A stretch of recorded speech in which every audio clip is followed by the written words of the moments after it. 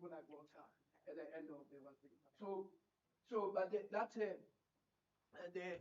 this statement is loaded, and it's very important that one understands where it comes from. What do I do? Are you guys sorting it out? Oh, it's back. I don't see it. Are you back online? Can you just fix that? Yes, it's going back. Going back to what? Off or on? On. Okay. Oh, it doesn't seem to show it. Meeting ID. You need to read them. I don't prescribe for you the normal field, but I have a problem with that book. But if you look at the book by Mandela himself, The Struggle for My Life, Struggle is My Life. It's a better book because he wrote it himself. See, the other one by Simpson, it's a book that makes even the oppressors to love Mandela, but to hate the ANC and to hate black people. Even the most racist love the book, but they love Mandela. So the book was sanitized, even though it had the same number of important facts. But it's a book that tells a story about Mandela. Should make you hate oppression. Should make you hate racism. Should make you hate any form of oppression. But some people love the book. They even love the movie. But they still go there and say, "Hey, when are you going to kill a black person?" They can go up.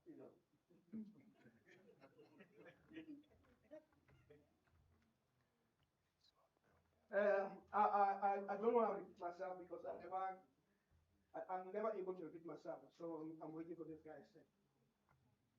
Because I don't want people saying, "You say that," and I say, "I can't remember."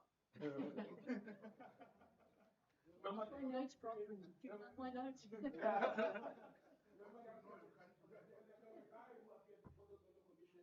you ask that question, he said, "There's no chance. What I know, I don't remember."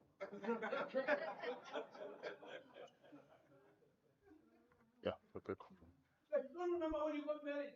That's, what I know, I don't remember. It's fine. Now, so the significance of Mandela's statement is simply to say how the formative years of your life are very profound. And what we need to do is to make sure that you are not disadvantaged by. Sure.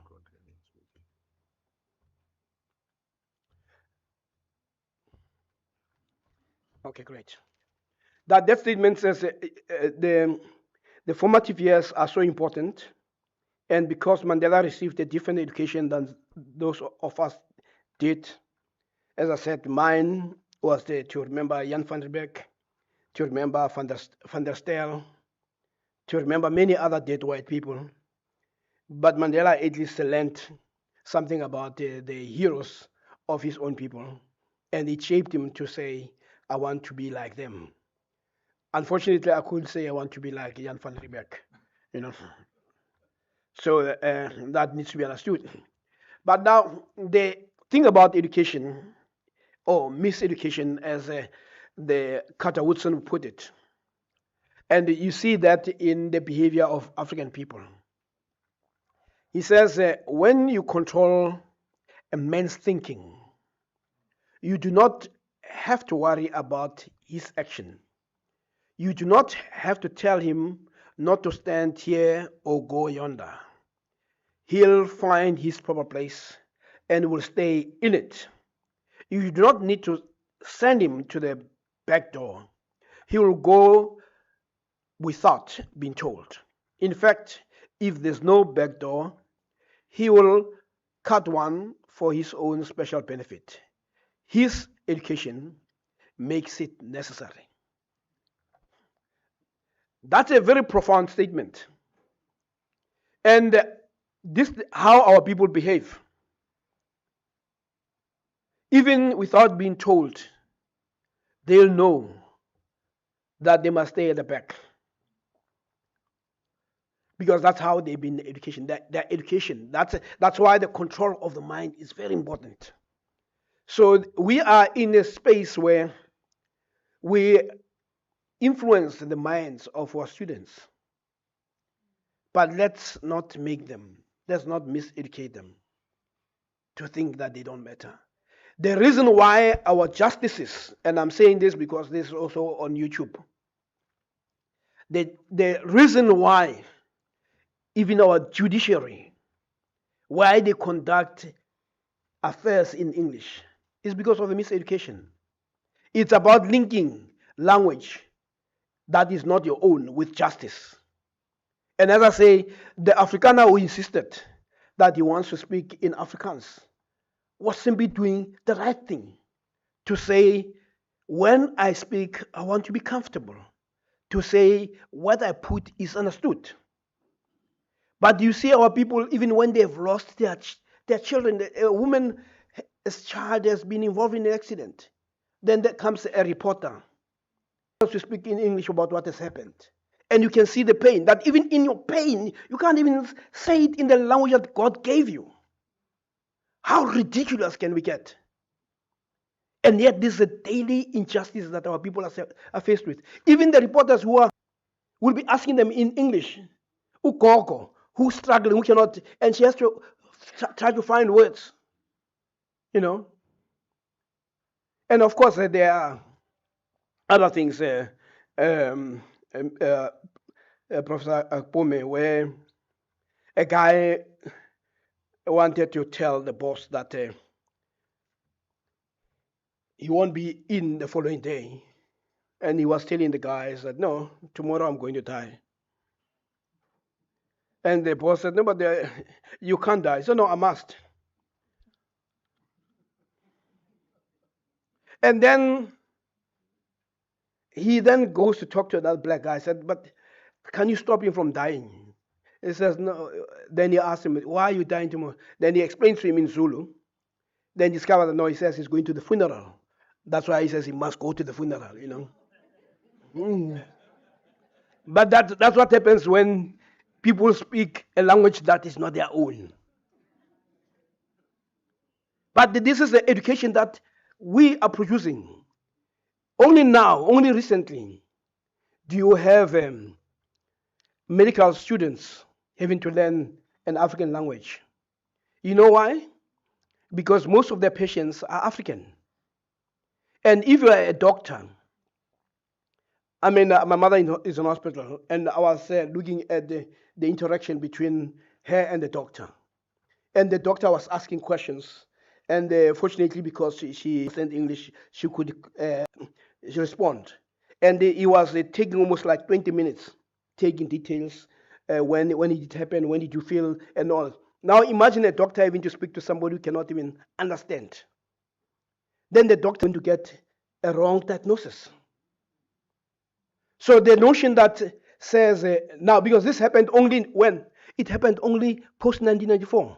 That medical schools now demand that the doctors must learn a language of the majority of the patients that they're going to see. So you can imagine how many people have died because they've given the doctor, because there was a loss in. I mean, what I'm also saying is that colonialism makes even things that are simple, straightforward, not possible. You know. And there's a book, you can Google it, called "Living with Racism" by Sykes and Figan. It's a very good, interesting book. These are psychologists who went to what was happening in the U.S. These two psychologists were asking black people, how does it feel to live in America? It's a very interesting book. The other book that you need to read, is worth reading, is called "The Privilege." The rage of the privileged class, I'll put it, of the privileged class. And that book looks at why highly qualified African Americans are the angriest. in the United States, the privileged class, that they have everything and yet they're the most angriest. And of course, if you're black in America and you're not angry, then there's something seriously wrong with you. I mean, But that's uh, the book that it's reading, The Rage of the Privileged Class, and they're living with racism. But going back to our discussion, is our education is we must make sure that we're not miseducating the kids.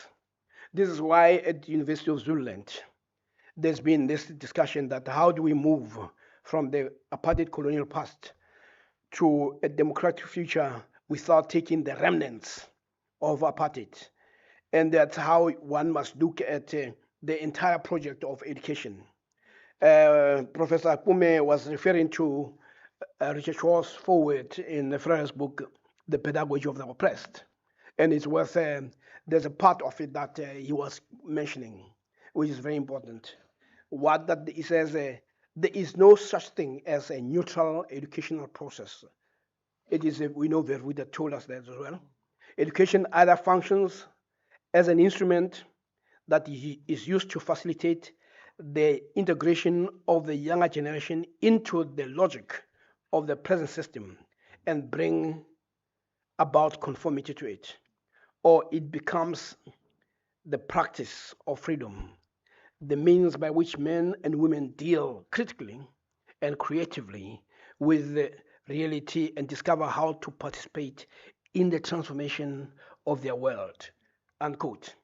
The most important part there is not about domestication.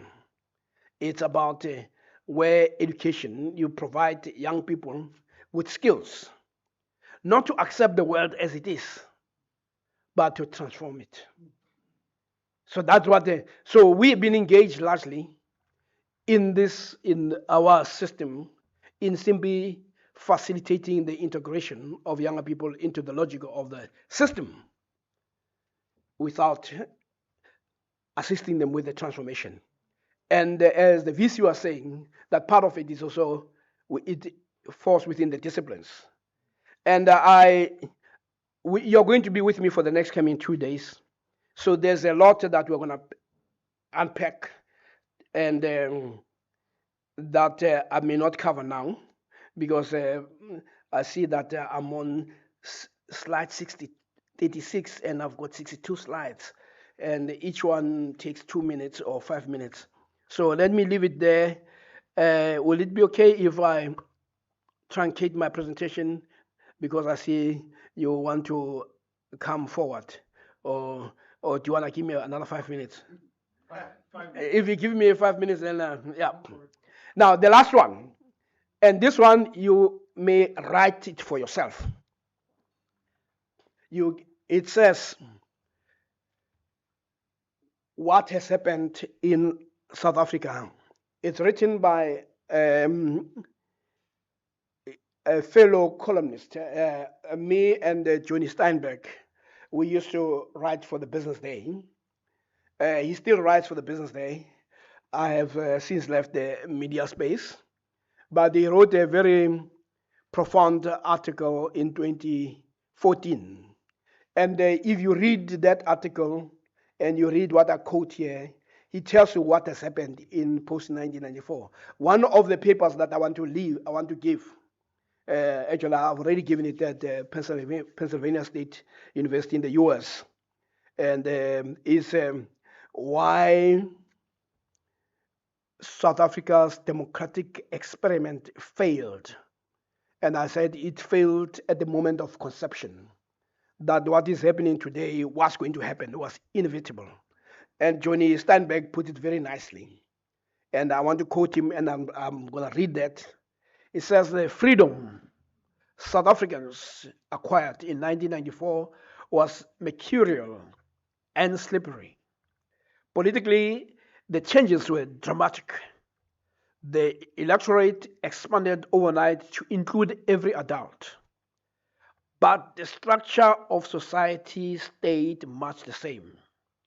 And white people remained white people, doing what white people had always done, which is running the professions, the corporations, the universities, expertise, wealth, technical knowledge, social confidence, all of this remained deeply associated with whiteness.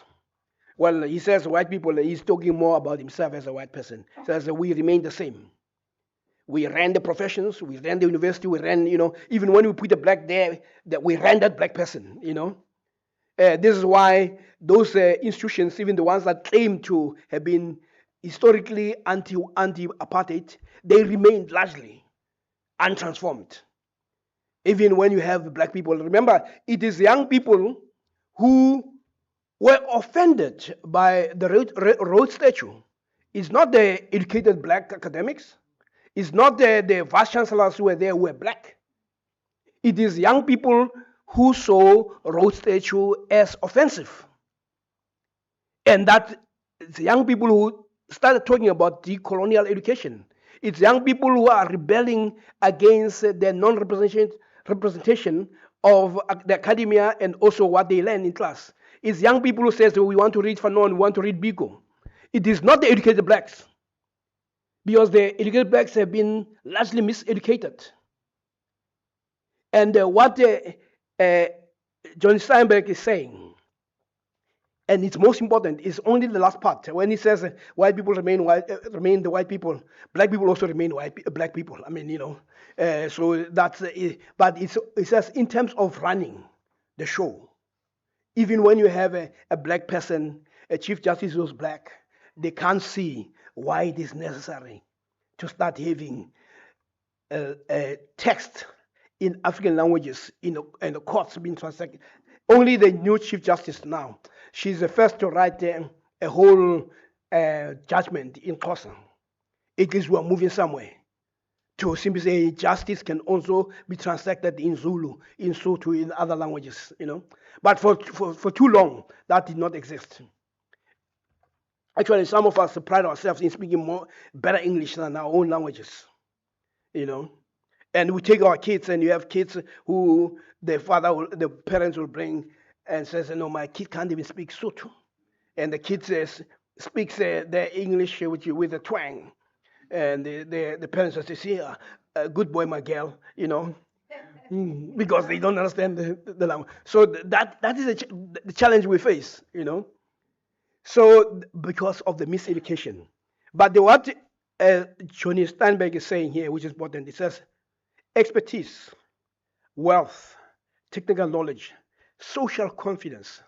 It is that aspect of the social confidence that you don't find even among the most of the Africans who have achieved. And it is because of the type of education. So we need to do much more. And I must say, you also need to have the notion of learning other people's language is very important. It's very important because what it does, it gives you some of the resources, intellectual resources that your language may not have. I've often spoken to Africans, my friends who are African speaking, and when we speak, they want to express something to me and say, no, but this is not translatable, And there are words that are not translatable. I mean, in Afrikaans is so explicit, when they say ek moer jou plat, that can only be in Afrikaans. You can't translate that. Yeah, you can show, but it's not translatable, Yeah. But learning other people's language also gives you the resources or conceptual resources that you may not have. But it does not mean that you should not learn yours. So being multilingual is an advantage, it's not a disadvantage. So when I'm talking about reclaiming our right to speak our language, I don't mean that we must start saying, no, we're not going to learn others. Just like any education, that's why I'm always saying, when people say African solutions for African problems, I don't agree with that. I'm talking about solutions for African problems, and I don't care where those solutions come from. It's along the same as is it Mao Zedong or Xi Jinping, who are saying that I don't care whether the cat is black or white. The issue is, can it catch mice? So that becomes important. You want to have solutions that work, workable solutions for African problems, and you will take them wherever they come from. But to do so requires confidence in yourself. But if you're not confident, then you will reject. You get into you are you'll be also moving from Eurocentrism to Afrocentrism. So you don't want to get into the inverse of the other. But it's simply to say we have problems. We're looking for solutions that can resolve those problems. We're looking at systems that work. And we can have a discussion with people on that. But basically, let me leave it here so that we can have a round table. And as I said, there's a lot that I prepared for this, but disruptions is also part of the way of being in a decolonial space.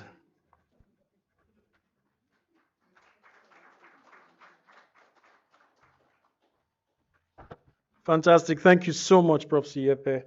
It's one is in a very conflicted position, and it's even going to get a bit worse. I would have liked to express this in isiZulu, which I'm learning kangan kangan. But as you know, my isiZulu are not good. I'm sorry. I'm sorry. Thank you very much. Colleagues, one of the ideas behind this engagement, this specific one, is to allow time for conversation. So one previous installment has been done for the Faculty of Humanities and Social Sciences, and what we are trying to do is to see where, in terms of the organization, in terms of the timing, the engagements, to see what we can learn from the previous one and improve on the previous one. So there may be these back and forths, and as Prof. Moyo has reminded us, we do not come to this as experts per se. We are in a learning process. And the Vice Chancellor did say this very clearly, repeatedly, over the past 2 years, where she says, we do not pretend that we are coming with all the answers. We do not even say that we aren't going to make mistakes. But the least we can do is to try. Recognizing the situation in where we are, where we're coming from, recognizing the imperfection of the status quo, we are making an attempt to make a move in the right direction. And that applies also to the organization. So please bear with us when we move up and down. What we want to try to do is to take the roundtable reflections, merge it with the previously planned breakaway sessions, Prof. Siepe. So we are suggesting we have one session, we don't break away. But we really want to encourage the colleagues to engage, to ask questions, and to make comments. Our tentative time is that this will take us until 1, and then we'll have lunch at 1, which is just over an hour and 10 minutes. With your kind permission, we would be a bit flexible, and we may go beyond 1 o'clock. We'll try to make it not too much beyond 1 o'clock. The point is this. It's important, if colleagues have something to say, that they say what they have to say, that they ask questions. So we will defer to that. If we find that we need to listen to people, we will listen to them. So that's, and that goes for everyone. But again, in such instances, we tend to be more strict with the people who have power, which is why I have summoned the courage to harass the guest speaker. We are going to have the roundtable reflections, Professor Grayling, Professor Brown, and myself. Let's reverse it. Let me put myself in the smallest position by coming first. How does that sound? Now I don't know what the legal people will say. I'm a judge in my own matter now. We try to limit We try to ask these interventions to be like 5 minutes each, and then we'll respond to these interventions. We'll respond to Prof. Siepe. We will equally try to keep in mind the guiding question for the breakaway sessions, which is, what are the implications and applications of what we have heard, what we have been discussing for the academic project at the University of Zululand? We'll try to guide ourselves, but we do not need necessarily to be limited completely to that question when we proceed. I hope that's a bit clear. I hope that makes sense, is what I really want to say. We will also be attentive to interventions online. We have, the system tells us we have 38 colleagues online. That's quite a huge class. So we will also encourage that. And I'll ask my colleague Nelson to please time me for 5 minutes for my first intervention. Thereafter, we will have Professor Hreiling, and then we'll have Professor Brown. So I want to thank Prof. Siepe again. I just want to, what impresses me, not all of what you say impressed me, but maybe I might be able to make sense in terms of where you made mention of pseudoscience, of colonial knowledge production, and how it works in terms of dehumanizing the colonial other, which would be the colonized. I just want to make a few comments that in my own study, I've seen how this have worked across disciplines. Brings to mind again what the Vice Chancellor said about why we need to problematize the received disciplines, the received architectures of knowledge production and their underlying epistemologies. One of a not too recent paper I published, this inspired a lot of it. How in several domains, in literature, for instance, which is my original, if you like, discipline, how we had texts, colonial texts, that participated very actively in providing what appeared on the surface to be fictional narratives that defined the non-European other as inferior. So one of the most outstanding examples would be Joseph Conrad's story about, I don't mind even if I forget the story, but if you know it, that's fine, about the Congo, which represents black Africans like animals. And there are several of them. There's also Joyce Carey's Mr. Johnson. There's your many Rudyard Kipling stories, your Mowgli and so on, which we still teach kids until today, which tended to represent the non-European as barbaric, as subhuman. And Chinua Achebe, one of the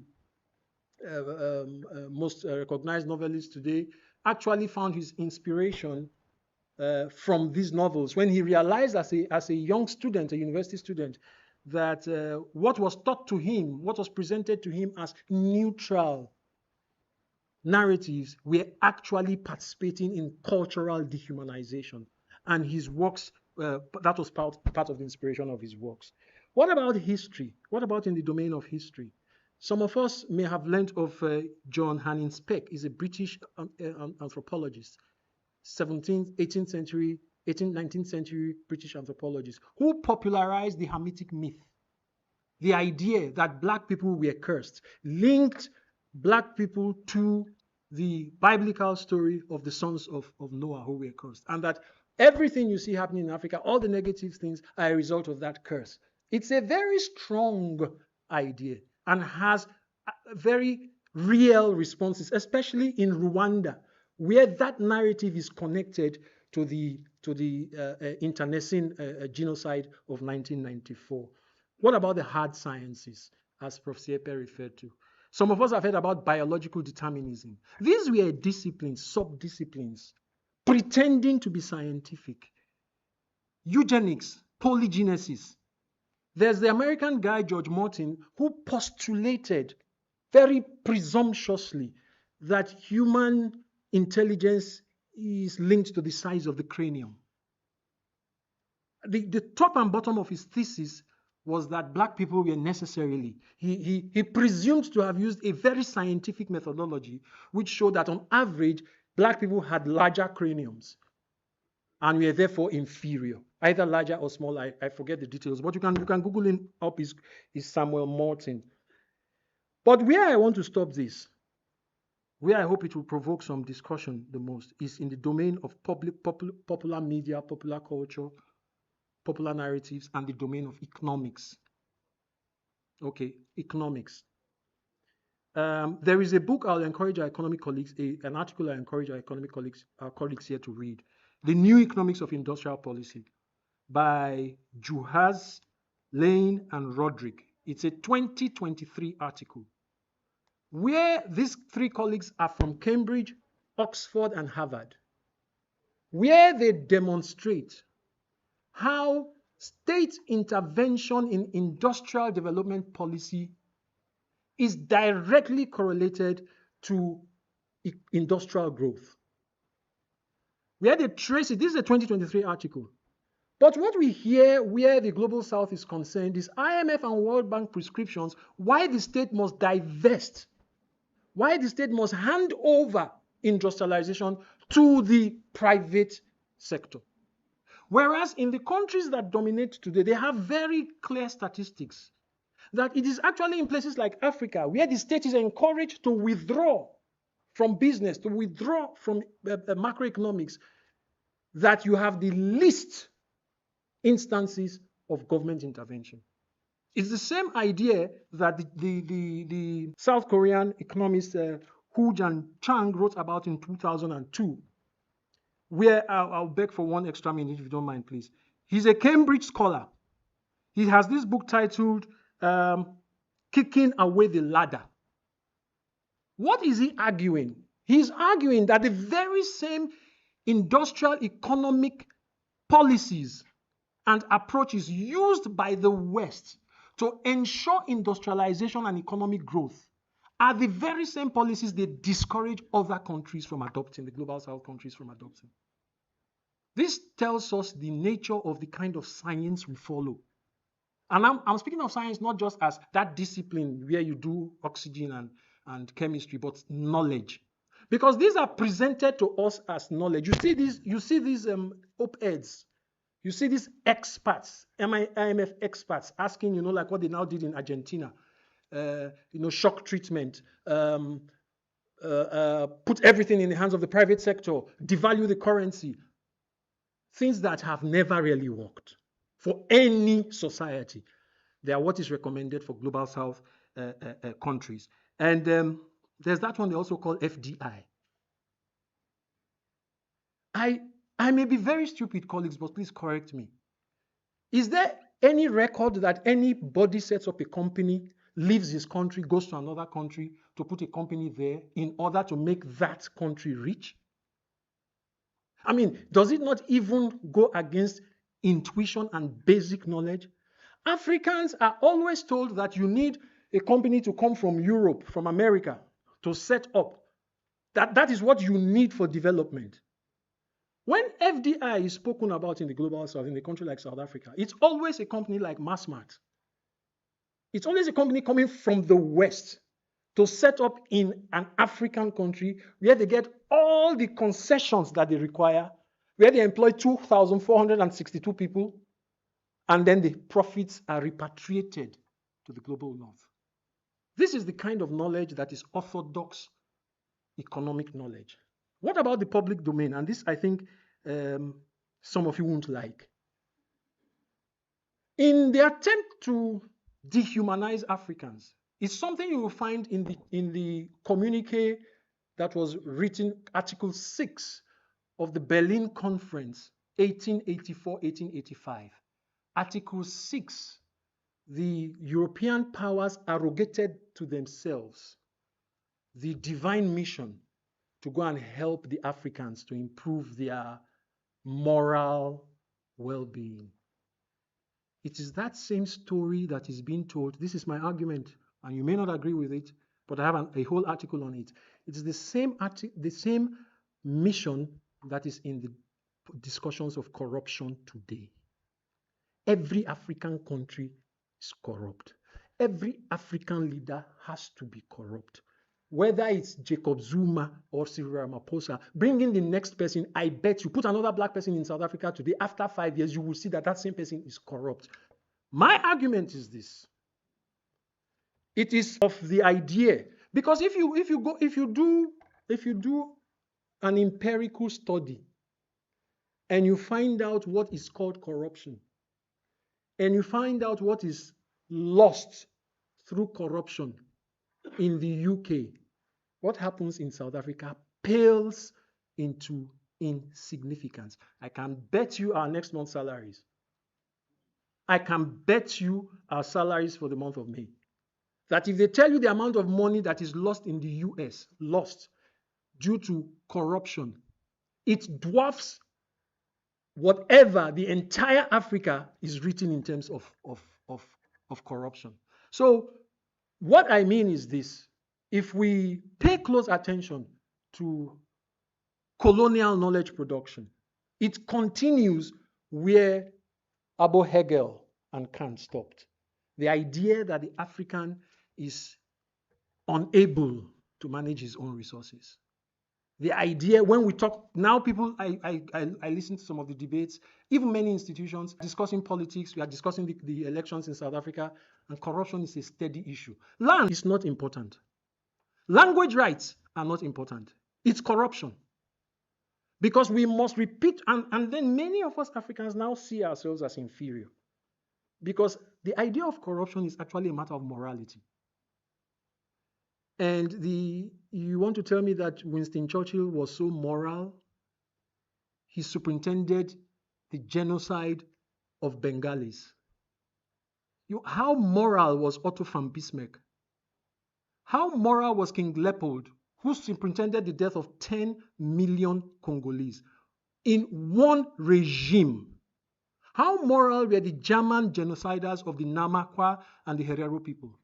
So when we reduce complex economic, political, structural issues to moral ideas, it's one of the mechanisms through which colonial knowledge continues to devalue the black person. I'm not partisan, but I remember not too long ago, even the DA leader was embarrassed when a black member of the DA was caught on air saying that apartheid was better than now. He couldn't explain it. But these are the, in my view, in my argument, this is what comes about when we leave issues of structure, issues of legacy, issues of knowledge production, and we begin to focus on the particular moral choices of an individual. But it's done in such a way that the individuals who will be represented like that will be black people, will be global South people. It may not be black, South African or African, but largely they will be global South people. So I'm hoping that as knowledge producers, we would be challenged to question the kinds of knowledges we provide, the kinds of theories we propose, the kinds of theories we reinforce in our classrooms, and the way we conceptualize the problems that we face and how we may want to act in the hope that these problems will be overcome through our participation and our interventions. Thank you very much. I would now like to invite Professor Byron Brown. Yes. I went over time, I know. No, so I'll leave the timing to be done by Mr. Ratau. Yeah.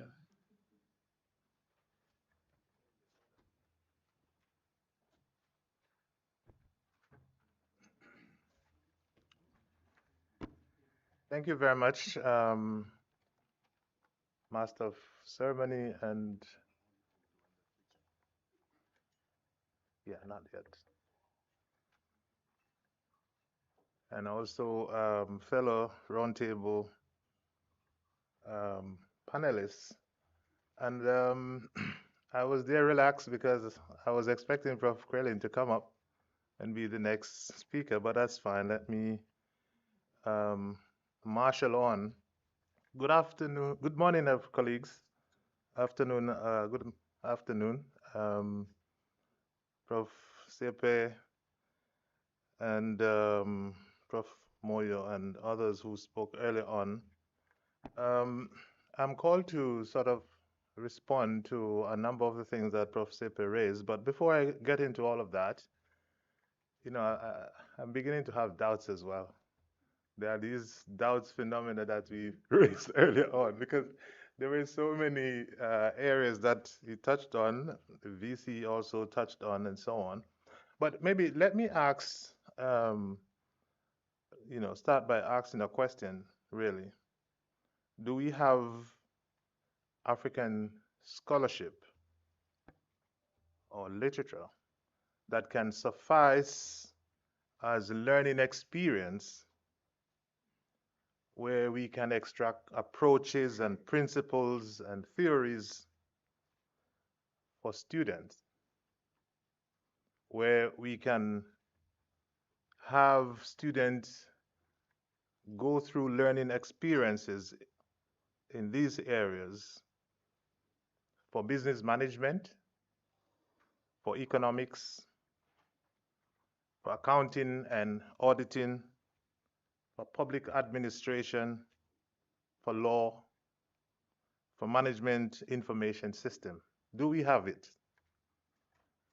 Do we have that sort of scholarship at our hand that we can use as learning experience for students? That's an important question, and I'm also glad to see the librarian with us, Ms. Mate, who I'm sure is going to attend to that question when we get to the discussion and the question and answering section later. But that's fundamentally where we are at the moment.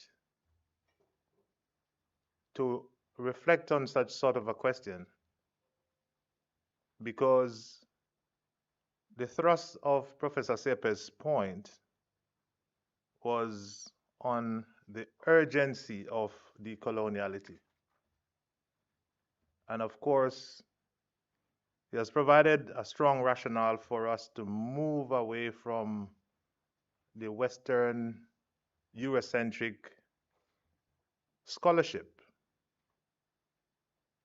on the one hand, and to find an alternative, which I would imagine is the scholarship of us Africans to use in our teaching and learning engagement. Now, when you look at the word decoloniality, as most of us do from an English perspective, you would notice that it consists of the prefix D, DE, and the root word, and I'm going into Professor Apome's territory, the root word coloniality. So clearly, that is conveying a strong message because, as we know, in terms of prefix serve the function of undoing. That D prefix serve the function of undoing or reversing a verb action.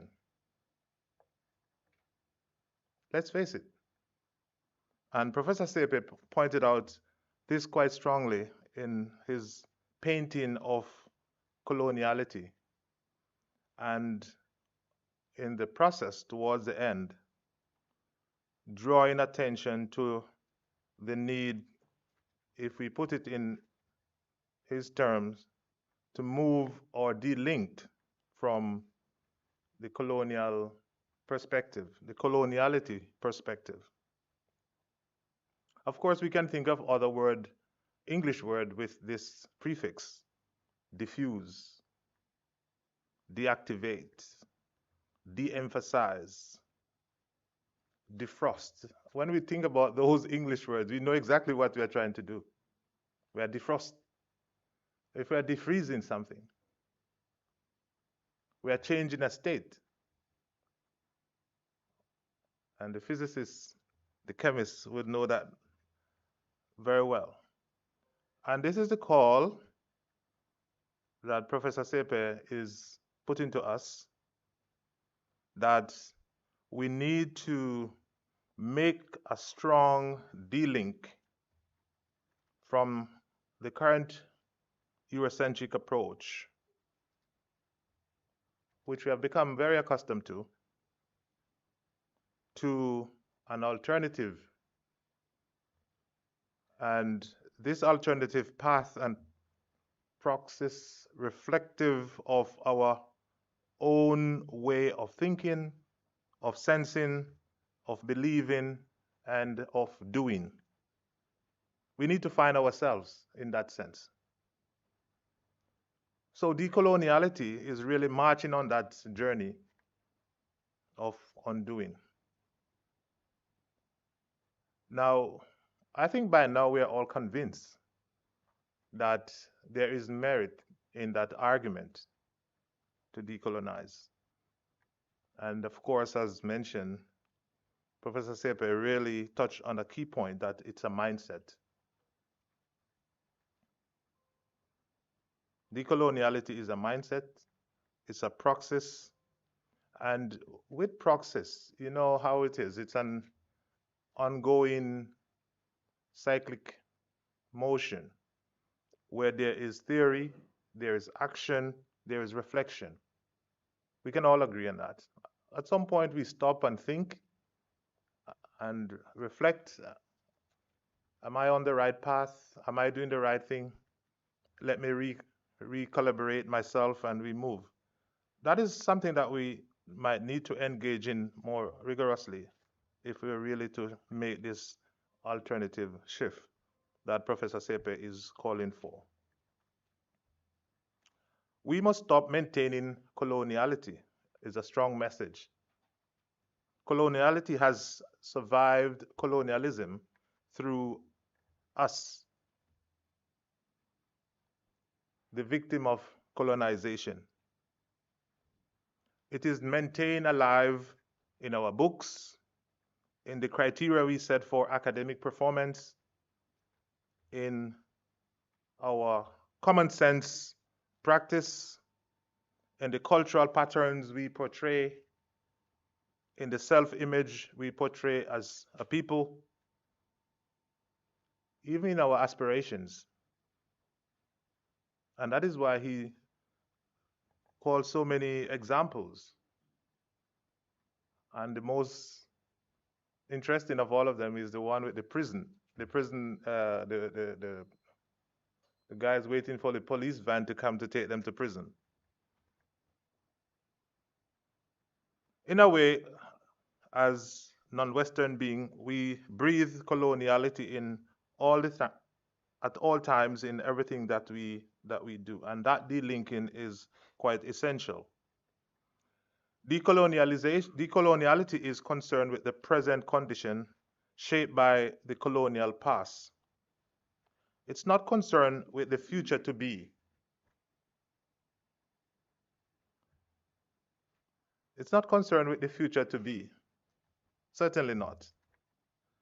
So if you draw down quickly to Professor Sepe, his points can be summarized at three levels.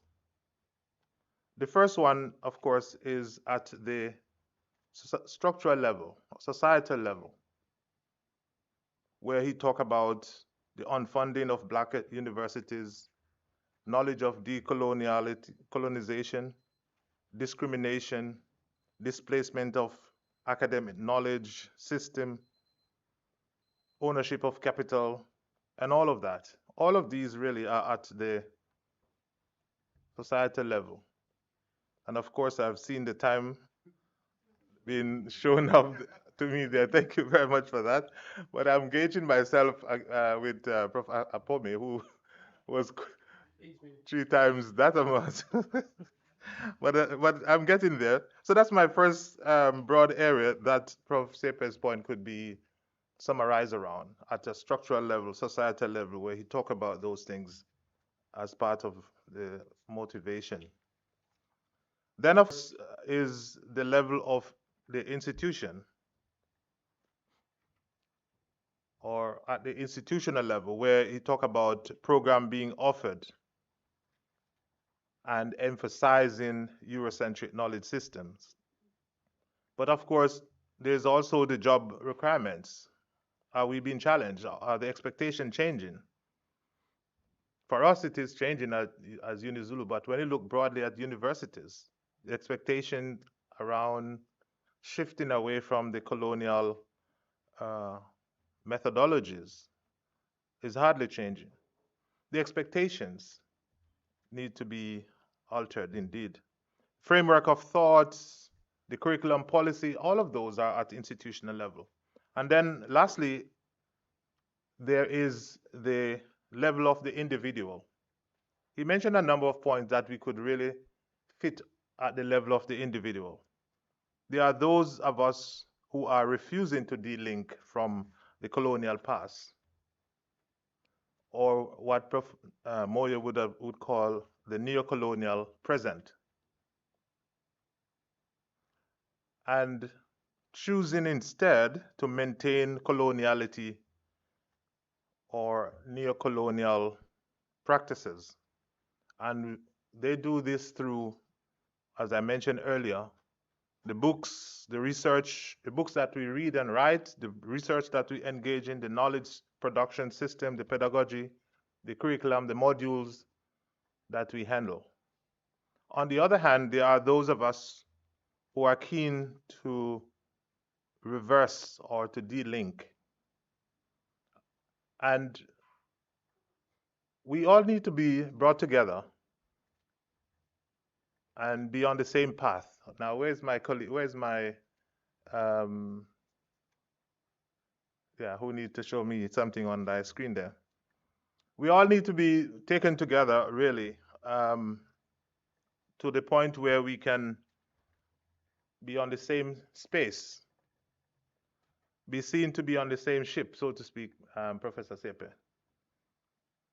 And this is the point of workshops like these, for us to be, as we say in this book, to unfreeze. And if you look at page 29 in this booklet, and I will allow Prof. Moyo to talk more about this, page 27, sorry, page 27 to 29, it talks to a lot of the things that we need to start thinking about in order to make this dealing possible.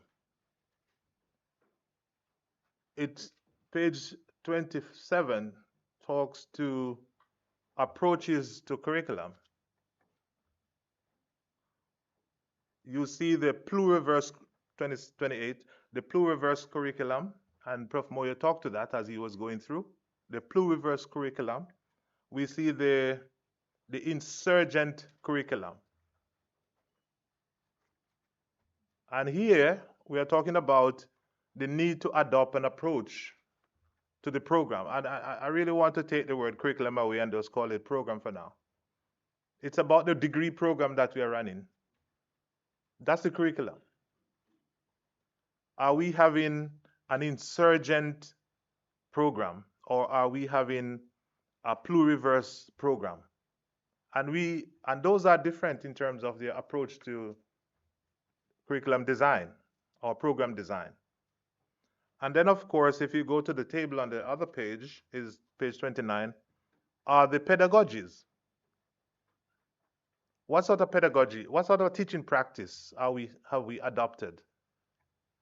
Each of these curriculum approach demand a certain teaching methods, certain approach to teaching. And you see the pedagogy of the insurgency, the pedagogy of activism, the pedagogy of vulnerability, and of course, humanizing pedagogy. So that's an area that we need to start thinking about, and of course, that will come more into the discussion tomorrow. But I thought I would flag it today as part of us trying to connect with this need to de-link. Now, going back to that diagram in front of us, as a way of summarizing. So what I've done, Professor Sepe, is to call together, draw together those three elements that you pointed out in your talk. And of course, I had the benefit of the last talk to use this time around. And here, what you're trying to illustrate here, even though it doesn't come out that clearly, because Prof. Moyo and I had a conversation, some of the things are not showing here, but we're discussing it during the break time.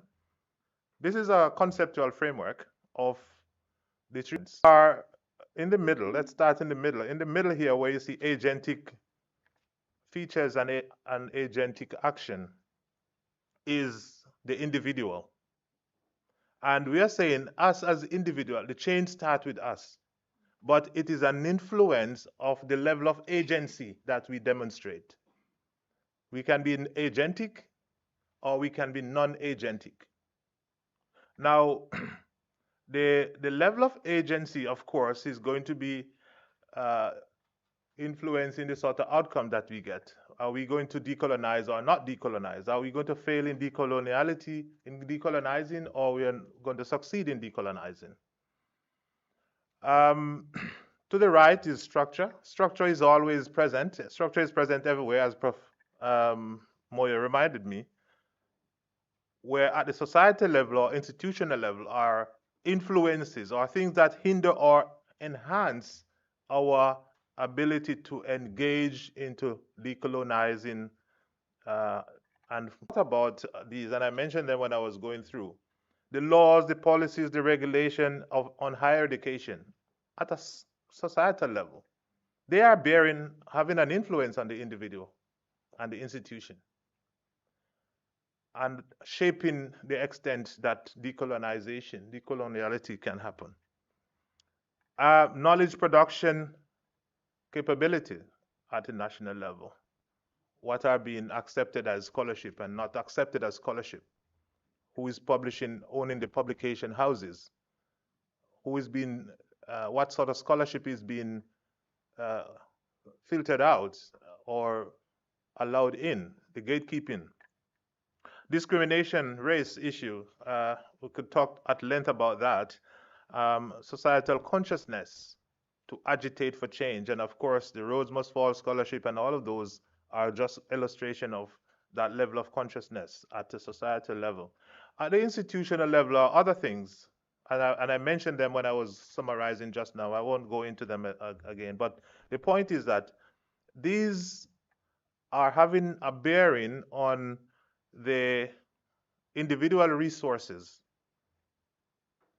And when we have sessions like these, it's to build up our individual resource in terms of knowledge, understanding, skills, and so on, so that we can shift our level of agency, experience, motivation, resilience, and mentorship should be there. I think this motivation should have been mentorship, because mentorship is at institutional level.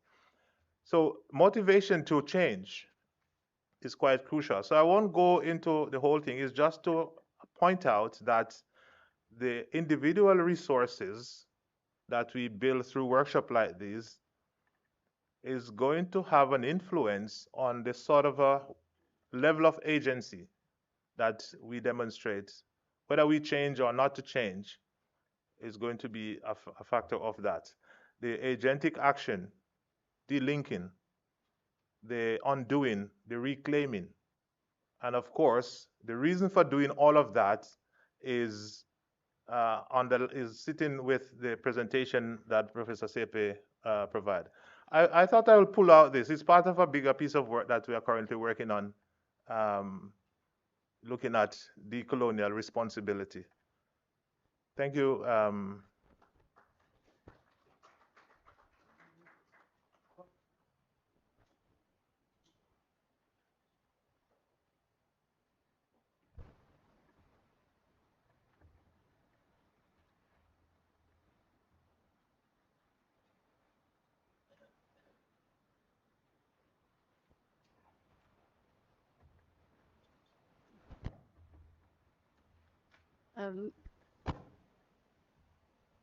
Thank you, Chair, Professor Sayepe. Thank you very much for, again, all of your thought-provoking ideas and talk, and increasing the level of the doubt. I brought my piece of paper along, but I first want to say thank you very much for 38 people that is online. And then there is about 20 in here. That means it's a full complement of FCOL that find this issue so important that they all put everything aside, and it is easier to do something else than to sit down and struggle with these really difficult concepts. So thank you very much for all the colleagues that joined today in this new endeavor that we have spoken about in the faculty. So I'm not going to go in detail in terms of what is on this piece of paper, but in terms of where do we go from here onwards that people need to start and think about. Because the one thing today that really, if I can just summarize it in 2 words, was this whole concept of psychological entrapment that we are basically all in, students and staff. And Prof. Brown just put a very elegant model that is sort of a meso, micro, up till the individual level. What is our role to play with this? But if you don't believe in something yourself, then it's very hard to go out and convince anyone else that it must be done. So what we need to do before we can go out and do something for the community and doing everything else is to go back and sit down and to really think of this, the space of coloniality that we are in, and what we've done and what we've learned and what is working and what is not working, and the doubt in this should be there. And then only we can start to think about inferiority, etc. Because it's not only, as UniZulu or the Faculty of Commerce, Administration and Law, let me only speak about my own faculty or even about myself. It's not only think about the decolonization outside the borders, but it's also working on your confidence within the country. Being a previously disadvantaged university, where that mold must be broken, that it's a student from UniZulu, it's a lecturer from UniZulu, it's an article from UniZulu, it's not important. There's a lot. The question was asked by Prof. Brown. There's a lot of research, there's a lot of academic research being done in the faculty, and I think we have an extremely growth in research that has been done over time. It is now the time that we think a little bit different in terms of this research, of this academic endeavor. And instead of just saying, but we want to use the international models and we want to publish in an international journal, just another one, is to start to build up something new and create that new information. Prof. Brown, when we in economics do some modules, there's normally, you can explain a certain percentage of something in a model. And that is what we report. Well, you can explain 29% of this, meaning that there's 71% that you could not explain using the well-known international. And I'm always quite interested in what is that 71%. So that 71% is more everything that we spoke about today. And that is why these things are in a problem. So I'm not going to try and be clever, because I'm not. I'm totally new in terms of this. I'm standing here as a white person, but in Africa, with my heart in Africa and in South Africa, and my heart is in UniZulu. And I want this to be a place where the lecturers, the colleagues, the students will thrive, and where they will break out of the psychological entrapment, and where they can stand in pride. And we need to think, where really every person have to go back and reflect. and think, oh, well, am I really doing what I'm supposed to do? Am I really empowering the students? Am I really prescribing the right books? Am I really doing my best? Or am I just in a comfort zone? We spoke about there's some people that will be discomfort with this new decolonized idea, and there's comfortability in the known. Is it comfortability, or sometimes it can just be it's easier, it's harder to relearn, unlearn, or unlearn and relearn what is needed. So that I think is the first thing that we as colleagues from FCAL needs to do, is to really sit down and to reflect and to reflect and to reflect and to look at your information and see what you offer and what you don't offer. See what you say and see what you don't say. I think that that part that we don't say is important as the part that we teach them. Then we need to think about what we do. So, colleagues, unfortunately, decolonization is way harder than replacing the word Mr. Smith with Mr. Koza and think, I tick the box and I've decolonized my curriculum, or changing this mass mart with, something trading. No, it's not. That is not decolonization. We have to really think, understand, and I really want to congratulate and thank you for sharing this information with us. And as a faculty, we are quite serious about our students and students that also come to the university with this psychological entrapment, and where they call themselves, we are the poor students from a small rural area. Now we have the example of President Mandela, that was not shy of saying, I was sitting there with the elders and they told me stories. As a matter, he was very proud about that. So why should we say, oh, shame the poor black student coming from a small rural area? They might have a much better understanding about what is needed than the rich kid that sits in Johannesburg and trained through one or other system. So this is the things that we need to look at. We need to look at our students, we need to look at ourselves, we need to look at our curriculum, and we need to look at our university and what our country needs. And we take Prof. Sepi, Prof. Akapome, we take this challenge. We take this challenge and we will look and we will relook and we will work and we will work it over and over and over again. But the one workshop is not going to be enough for us. So this is going to be a process that we are going in, but we are committed because this is what we want for our to close on a lighter note.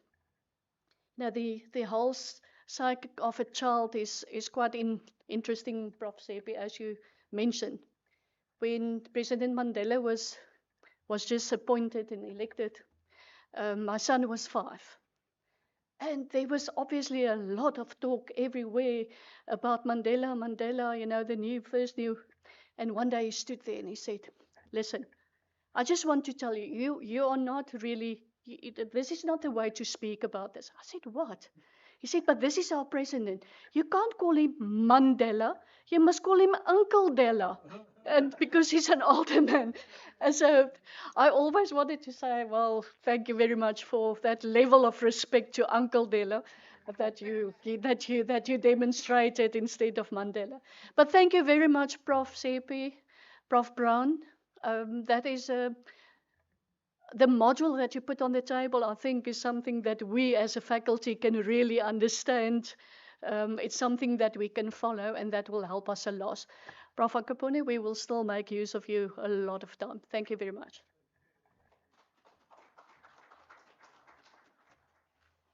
Thank you so much, Prof. We have it's 12:35.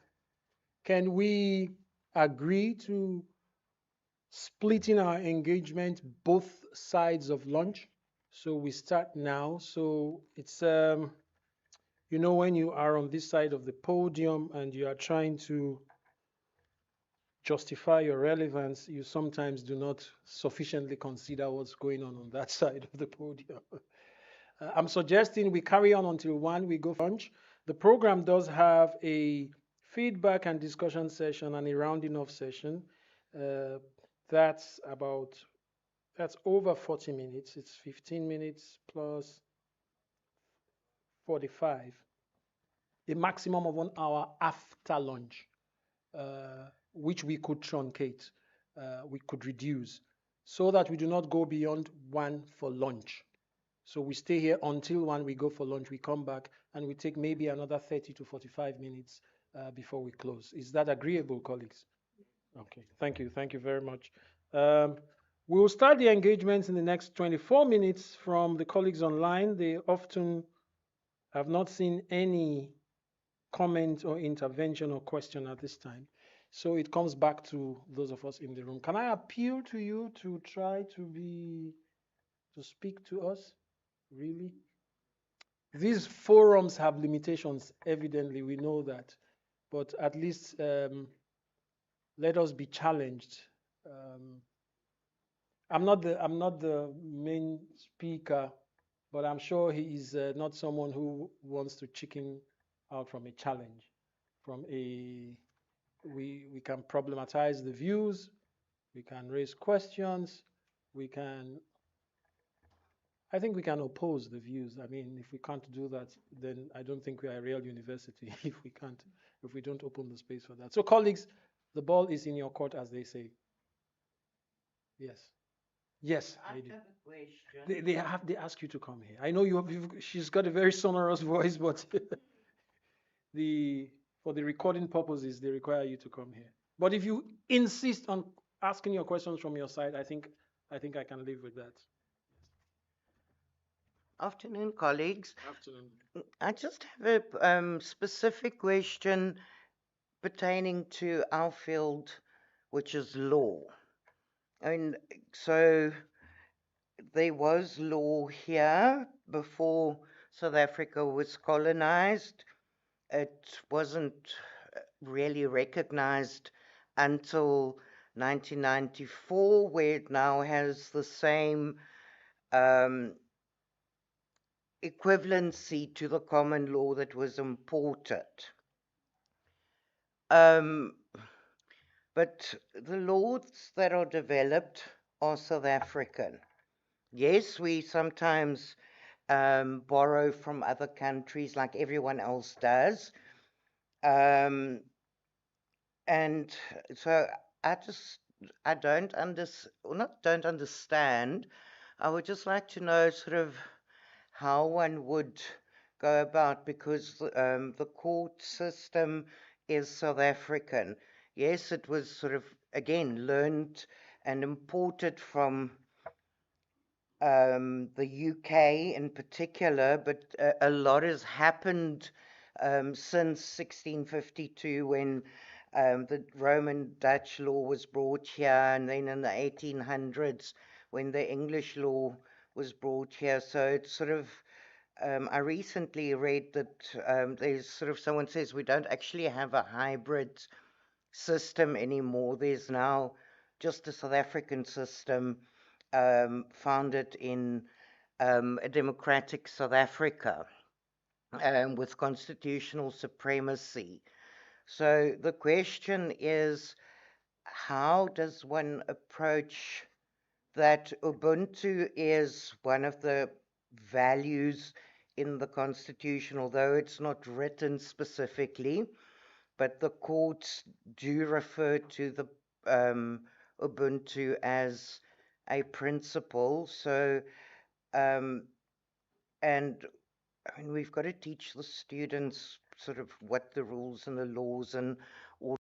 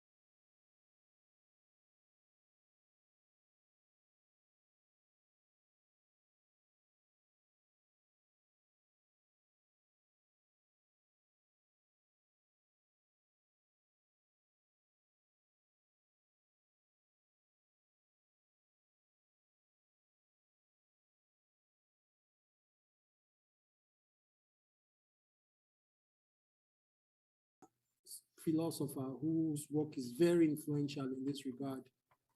Prof. Siepe introduced me to him.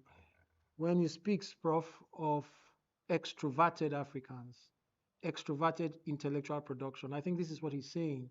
Rather than responding in our teaching, in our conceptualization to what somebody else elsewhere needs, let's respond to what our students need, what our country needs.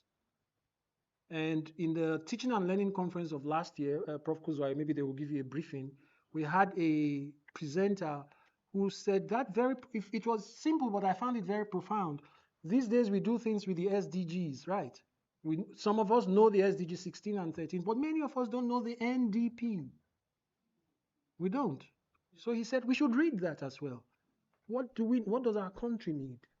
So perhaps we're still not yet touching. This is a more pragmatic, more action-oriented response.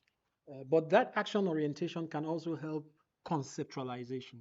And I'm hoping that's where Prof. Brown is going to intervene in regard to Advocate Schoolman's question and also Mr. Mashaba's question of how does this relate to law?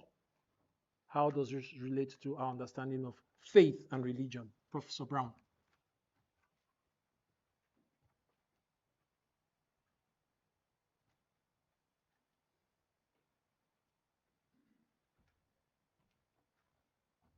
Okay, thank you, Master of Ceremony. I don't come here pretending to know the answers to those questions, so let me make that declaration. But I can just make some broad statements around some of the issues in terms of perspectives. And I was sort of hinting at Prof. Moyo earlier, because when he was presenting in the morning, he mentioned ecology of knowledge, or knowledge ecologies. And that is an important point in relation to the question on law, because decoloniality is not about taking out one and dumping it and putting another one in there. It's not about that. It's not about, as Prof. Gwilin was saying, just simply changing Simith and then putting Kumalo. Same thing with the common law and the Dutch legal law system. It's about the knowledge ecology. How can we bring all of these together and present a perspective that can allow the student to make a choice and a decision about where we are moving in that perspective? So think knowledge ecologies as we think about our discipline. And by the way, he removed, because of the word ecology, he removed discipline. He just concentrate on knowledge ecology. We want that diversity to be there. And of course, the other concept that goes parallel with that is the establishment, as Prof. Moyo mentioned, of the pluriverse. Because what it is saying is that we're not thinking of knowledge as a universal perspective, but more on a provincial level, that there are knowledges. So provincializing of knowledge rather than universalizing knowledge is what the emphasis is on in terms of this. So that's the perspective I wanted to share on that.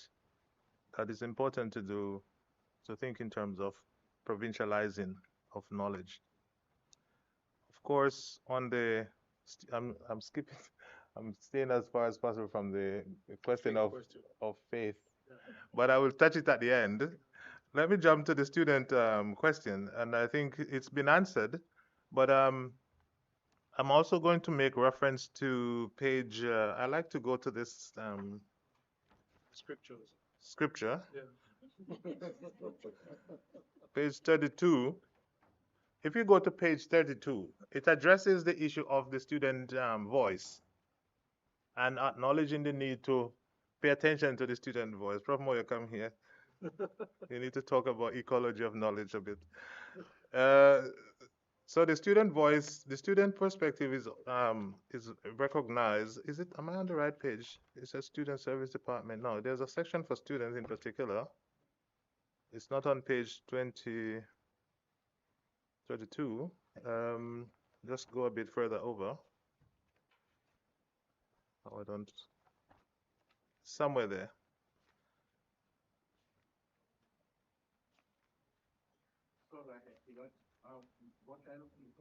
Right, the student section. So there's a section on students. Anyway, we'll come to. We'll see it somewhere.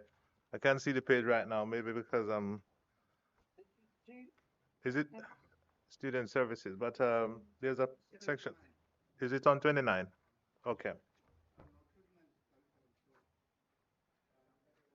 Oh yeah. Let me proceed as you're looking for that. But um, it is just to make the point that the aspect of the student is not left out because if we are raising the question around whether we are addressing what the students are about, the students are very clear. If you look at the movement in the UK, why is my curriculum white? If you just think about that question, because that really became the sort of a banner under which that movement was pushed. Why is my curriculum white? That is speaking to the privileging of knowledge. Whose knowledge is privilege? Whose knowledge become powerful knowledge in the curriculum? And that is what we are saying, that we need to address that question of whether we have African scholarship that can be part of the learning experience that we take students through as we put the curriculum, so that it doesn't continue to be a question of why is my curriculum white. That's the UK. When you look at the Roads Must Fall movement, student movement, it was about symbolism. Symbolism. Why should we have this here or that there? Reference to statue and other aspects of the university.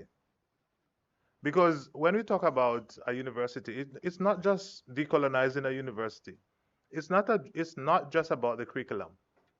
It's about the wider aspect of culture, institutional culture. And our institutional culture, academic culture, is built around symbolism. I mean, just the word culture itself, the beliefs, the practices, the traditions, right? How it manifests for the academic space is in ceremonies, events, and and so on. So symbolism is a key part of it, and the management of symbol is part of what university management do as a way of building a particular new type of culture. So on the God question, though, is a little bit different because I'm not sure whether you're speaking to God or we're talking to Jesus Christ, because they are different. And of course, the God element has never actually taken on a particular racial angle. God has never really taken on a racial angle. Um, it's seen largely as a spiritual perspective. Now, the Jesus Christ one is the aspect that has been taken on shades of color in recent time, as we can see from the Russian Museum, unveiling certain images or painting that reflect the perspective before colonialism of Jesus Christ. So I think I would say that it's an area that will require further reflection beyond just um, the conversation at an institutional level around decoloniality. It's a much broader societal conversation. Thank you very much, Mr. Brown. Excuse me. We are 2 minutes away from 1 o'clock. We agreed at the beginning that we would have these conversations on both sides of lunch. So I think we can proceed on lunch in 2 minutes or 3 minutes time max. And okay, do you want to do it after lunch, Prof? No, no, no. I just want to say Please step the forward. students thing. Yeah. 30 to 31. Page 33. Yeah, I was also going to say, let's take time to get that out. It's a workshop after all. Yeah, so we can look at that. As a way of maybe tying together these responses, I find a lot of value in, I'm going back to Prof. Kralin's word, even we can link that to Prof. Magigaba's response and to Prof. Kuzwayo's question, what our country needs. I think it simplifies, that can help us cut through the detritus of big words and graphs that some of us may grapple with. And Prof. Siepe also said something about that when he talked about the black cat and the white cat. Can it kill a rat? Can it kill a mouse? That's the point. Will it respond to our needs wherever it comes from, wherever whatever the progeny, wherever it comes from, we have needs. Can we solve those needs with what we teach and how we teach? Although it may oversimplify the very important question of what do we need. Yeah. So that can be conceptualized differently as well. Why some people think this is what we need, some of us think that is what we need. Why some think this need is more basic, is more foundational, some think no, that is a mere symptom of a more basic need. So of course there will also be those contestations, but I think it does help us to guide our thinking and our actions. So I really want to thank Prof. Magigaba for that question. I just like to volunteer this, just hazard this in response to the faith question. I think why that is a very significant question, in addition to what Professor Brown has said, is, and when you read these very fanciful, if you listen to Prof. Siepe as well, he may not use those exact words, but those who talk about decolonization hint very strongly at belief systems. So there's that part of it. There's that cultural, it's a worldview system, especially when we speak about colonial knowledge. We cannot remove the belief systems that undergird the colonial knowledge production, colonial knowledge circulation from what you are talking about. We also cannot remove it from the history. It's even stronger in the history. Prof, your advice to not read Long Walk to Freedom came late. I read it already. But Mandela actually talks about going to school. He went to school as Roli Flakla, and they told him, no, you are Nelson. Yeah. So my father also went to school with his name, and they said, no, you are Samson. So the implication of what we understand as the Christian institution in knowledge production, I don't know about now, but when I was growing up in school in Nigeria, Bible knowledge was compulsory. Schools prayed. The mission schools, you had to pray. I mean, like, you had to be a Christian. Like, how are you going to be part of that education system if you are not a Christian? So, but I think the point is not so much one of faith for us today, but the point of what does faith do in terms of the knowledge we engage in, the knowledge production we engage in. What position do we ascribe to faith? And how do we see our faith? For me, that is what it is. I'm a Christian, but in my understanding, and this is very personal, and I do not insist on it as the orthodox interpretation. In my understanding, every faith is deployed for social, political, cultural power purposes. Every faith, even indigenous faiths, are deployed. In indigenous African cultures, where you find, let's use patriarchy. I'm not suggesting that every indigenous African culture is patriarchal, but the culture I come from, the elements of patriarchy, the aspects that insist on male, the justification of male domination is usually underwritten by the indigenous faith, or an interpretation of the indigenous faith that says only men will stay here. If you do this, the gods, if a woman stands here, the gods will be angry. That's also a deployment of faith. It's also a manipulation. And I think that has also happened in Christianity. I think in every faith, as far as I understand it. But the way I understand it also, we also need to draw a distinction between the faith and the institutions that purport to represent the faith. Institutions can betray faith. They can manipulate faith. And it may be possible, I don't know how, to separate, to be careful of your own faith, so that it does not become an instrument or it's not infringed upon by the institution. So I can be, for me, I can be a Christian, I can be an Anglican, I can be a Pentecostal, I can be a charismatic. I think with my advantage of the knowledge I have, I can jealously guard my faith from the institution. I'm not going to let any priest, any institution manipulate my faith for a project. So it's what I think. But we must, as a largely Christian polity, I do not think we should run away from the fact that our faith is associated with some very evil practices of the institutions that have purported to represent it. The Christian faith is associated with, I'm choosing my words carefully, with, like, the Crusades, for instance, the missionary schools, for instance. There's history in apartheid of churches supporting. So we don't need to run away from that. But we're not necessarily now saying that the faith equates with colonialism. I don't think it would be right to say that. To say if you go to church, then you can't be decolonial and go to church. Maybe it's my feel-good way to square both sides. But it's now 5 minutes past 1 in Johannesburg, in Cape Town, in Durban, in Kwadlangezwa and Richards Bay. And that means we have a call for lunch. Colleagues, let's carry on after lunch. Shall we return at 1:45? Is that enough time for lunch? 1:45. Then we'll try and wrap up in another 30 minutes, if you don't mind. Thank you very much. Can we get a round of applause to the presenters?